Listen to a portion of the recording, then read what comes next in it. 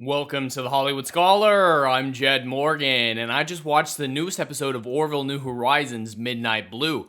And I really enjoyed this episode, especially because I was so disappointed with the last couple ones. This was a breath of fresh air that I really needed when it came to this series. This episode was really good and balanced a lot of stuff that the other ones were struggling with. Most episodes in the past have been character heavy or action heavy, one or the other, and I like both of those. But this episode seemed to marry those two themes and two focuses very well and got a lot of great character work and a lot of great action across.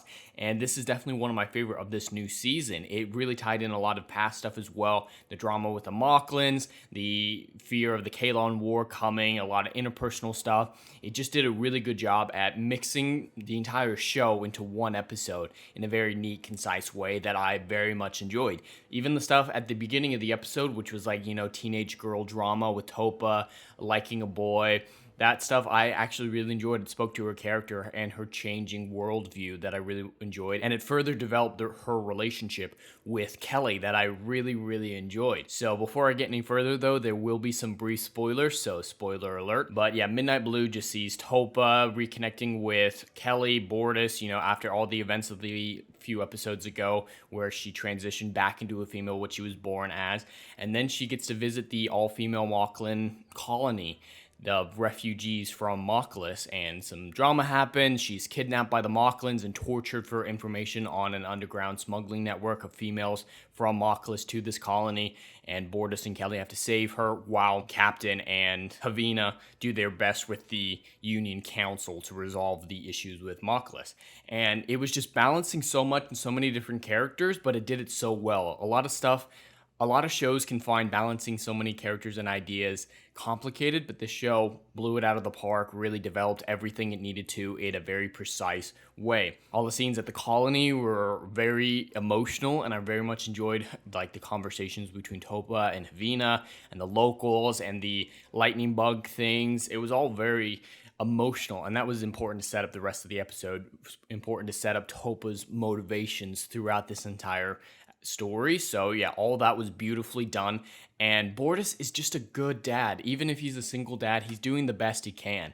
And you really feel for him a lot of situations. So his acting in this was phenomenal. His arc in it was phenomenal. Just every scene with Bortus was really good, showing a good dad, which is so rare these days in Hollywood. Even when he got enraged near the end of the episode and started beating the torturer, you felt what he was feeling. You understood. I mean, if my kid was getting tortured like that, I can't say that I wouldn't have tried to murder the guy who was doing the torturing, so I very much feel for it. And one of my favorite parts of the episode was Bortus' speech to the Union Council. It was just so visceral, and it was just a parent begging for help, and it was beautiful. I very much enjoyed that part. And even the comedy of this episode was balanced very well. A lot of times in the past of the Orville, it struggled with that. Like the pilot episode was far too comedic, and just comedy has had a tough relationship with the show in the past. But this episode, it really balanced that with all the serious stuff in it very neatly. It did a very good job with that. Even the whole stuff with the, Topa having a crush on Gordon and him having to let her down gently, that was all very neatly done. It could have gone a lot worse considering the current perspective of Hollywood these days with 10 is the new 16, that awful line from the Naomi TV series, all the stuff going on in Florida. It's just not a topic that can easily be handled these days, but it was just a throwaway joke, not really a big deal. I didn't have a problem with it, but I can see why other people did. I thought it was funny.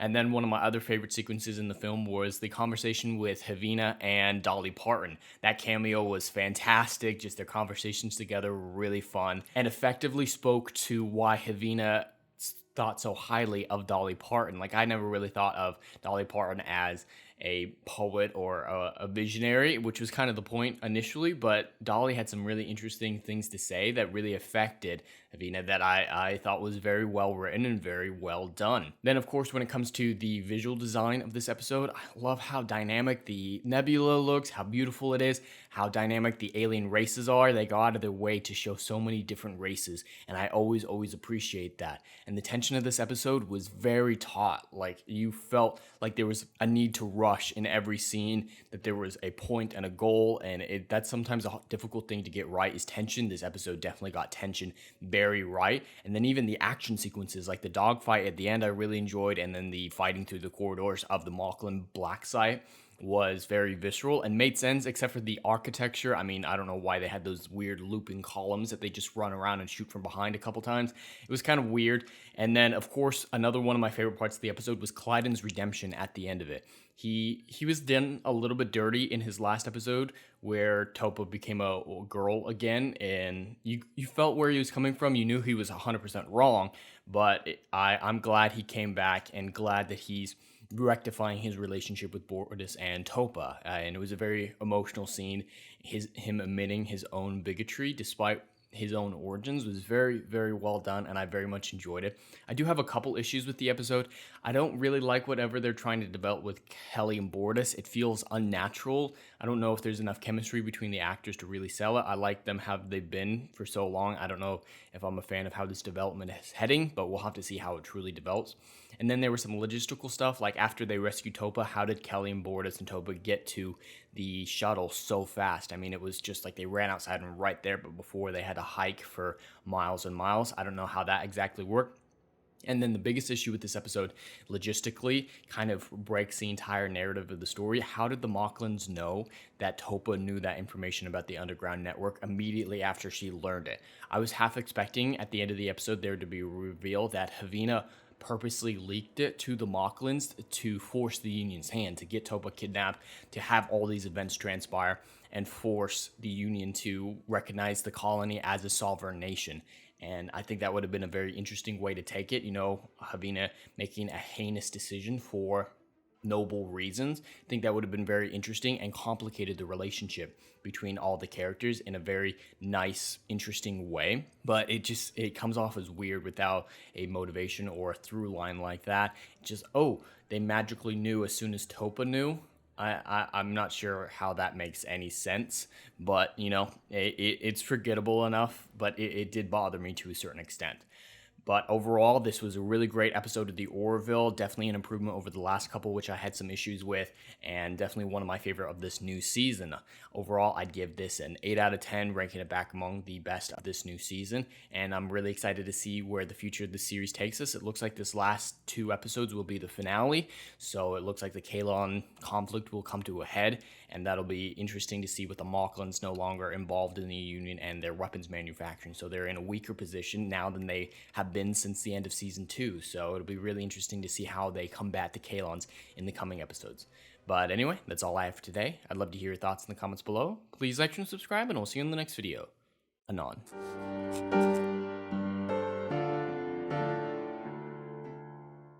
If you like what I do here and want to see good, compelling stories that Hollywood will no longer give you, check out my book series, Odyssey of a Phoenix, a mythological epic about philosophy, morality, and modern-day mental illness issues. Books 1, Down in Flames, and Book 2, Apocalypse Then, currently on sale. Book 3, Kill the Dark, coming soon.